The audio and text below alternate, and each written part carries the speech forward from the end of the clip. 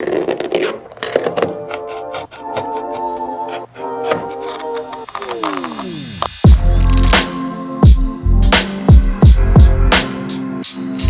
to buy a pair of Chukkas, this should be the ultimate guide to everything you need to know about Chukkas, and we're going to talk about the 4 most important things to know before buying a pair. This Chukka boot series has been by far the least popular series I've ever done, but I found it really interesting, and more importantly, I really wanted to do this series because I love how simple Chukka boots are. I wanted to take the finer aspects of Chukka boot simple construction and apply it to the sneaker I'm working on. It's not going to be a Chukka sneaker by any means, but I really like how simple they are, and I want to do that with a sneaker. So if you don't want to miss the release and you want early access to that sneaker, be sure to get on the limited edition email list below. Now let's go over the boots that were in the series and talk about the biggest pro, the biggest con, and the purpose of the boot, just a 10-second highlight of each. So let's start with the Amazon Chukka. Biggest pro, it's under 50 bucks. Biggest con, it's almost all synthetic. There's nothing of any premium material in this, and this is only a boot for people who are on a very strict budget that want something brand new looking, but I would recommend spending your money on a nice used pair and stay away from those at all costs. The Gym Greens, big bang for your buck, but they lack in the aesthetic department. They're not a great looking boot, but the purpose of them is more of a casual Chukka or even a work Chukka, and you want that wider toe box to give you a little bit of wiggle room. Next to the Clark, so the biggest pro is its simplicity and squishy comfort. The cons are it's just not very durable, and it's not supportive in really any way.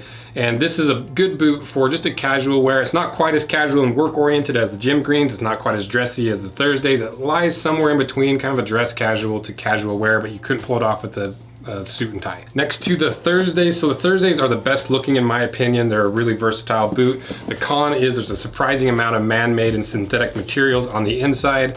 So this is a really good boot for any occasion that you want to look sharp in.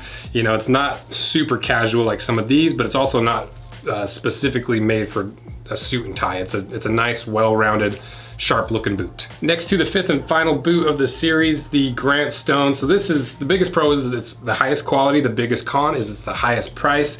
And this boot is a good all-around boot that you can wear semi-casually. It's a little bit dressier for straight casual wear, but you can also wear it with a nice suit and tie.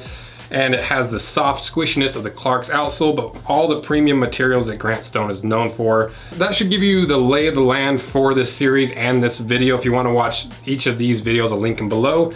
Now let's go over the sponsor of this video, Carl Friedrik. So you've probably seen Carl Friedrik on the channel before. They've sponsored a fair amount of videos, and I cut apart one of the Policey briefcase that's the smaller version of this. And I'm a big fan of their construction style, their finishing techniques, and just how good of a product they make. So today we're gonna look at the Policey 25-hour leather briefcase. See how wide it is? It's made from an Italian veg tan. It's a vachetta leather, so it's got a really clean, even finish. You can still see all like the pores, and you can tell it's leather.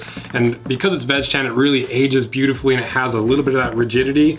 And all of these are handmade in Tuscany, Italy by a family-owned leather-working factory. And you can personalize it, which is really nice for gifts or for yourself, I guess, self-gifts. And it comes with a lifetime warranty and a 100-day trial just to make sure that the money you spend is on the product that you actually want. And I don't make any extra money if you guys decide to buy these, but I really appreciate it when you guys support the sponsors that are supporting my channel that make all the fun videos possible. So check them out via the link in my description. And thanks again to Carl Friedrik. Now to the 4 most important things to consider when buying a pair of Chukka boots to make sure you get the best Chukka for you. First up is crepe versus regular rubber outsoles. So crepe is still rubber, so don't come at me in the comment section, but crepe rubber is a really soft, squishy outsole. It gives you a lot of comfort, but it doesn't give you hardly any durability. They're known for chunking and falling apart, and they get really dirty really fast. You look at them wrong, and they give them a dirty look, and they get dirty. And they also are not the most slim and aesthetically pleasing outsole. A regular rubber outsole is a lot more durable, but it's not quite as comfortable. It doesn't get as dirty, and it is a lot more durable than a crepe rubber. So if you're looking for an outsole that has a clean, classic look, get one of these. If you're looking for something casual, get a crepe rubber. Next is rough out leather versus suede leather versus smooth or grain out leather. So rough out leather is the most durable because you've taken the grain side, the smooth side, and flipped it to the inside, and that fuzzy side's on the outside. But it just isn't as classy looking. next to suede. Suede is the cheapest leather out there and the least durable, and smooth leather is just about as durable as a rough out leather, but you get that clean, smooth grain side out. It gives you that clean, classic smooth leather look to it. When trying to decide between those three types of leather, stay away from suede wherever you can unless you really like the design. And then between rough out and smooth leather or grain out leather, it really just depends on what you like, because the difference in durability is pretty marginal. So if you like the suede rough out look with a little nap on the outside, get that. If you like the smooth classic leather look, get that, because that's more important than the durability when it really comes down to it. Next is Stitchdown versus Goodyear welt. This is a classic argument in the boot world. Stitchdown is the type of construction where the upper is flanged out and stitched down. Goodyear welt, it's tucked underneath and sewn to welt and then stitched down. And a lot of people will say that the Goodyear welt is significantly more durable. It's not that much more durable, it's just easier to resole, and there's more potential to resole them if you really beat up your boots. I would focus more on which one you like the look of, because a stitched down construction has a little bit slimmer silhouette because you don't have quite as many layers, but it does have that flanged out, rougher, less dressy look to it. A Goodyear welted boot has that nice tucked in look because the leather's wrapped underneath, and it's a more finished and polished look. So once again, depends on which one you like. I wouldn't be too concerned about construction when it comes to durability. Just pick whichever one you like the most, but make sure that it's a real Goodyear welt, because there's a lot of fake ones out there. And if you're confused on what that means, check out the video I did about how to buy used boots. I have a whole section on how to tell if it's a real Goodyear welt or a fake one. And the fourth thing that we're gonna talk about is the price. Like most things in life, you really get what you pay for 95% of the time, but a lot of times you don't know exactly what you're getting when you pay for it. So we're gonna go through, starting with the cheap garbage level, under $75-ish. It's gonna be really hard to find any sort of quality because those premium materials drive the price of the boot up significantly. And a lot of times in that under $75 price range, companies are just trying to make the cheapest thing possible and sell it for whatever they can get away with to maximize margins. So wherever possible, avoid boots under $75.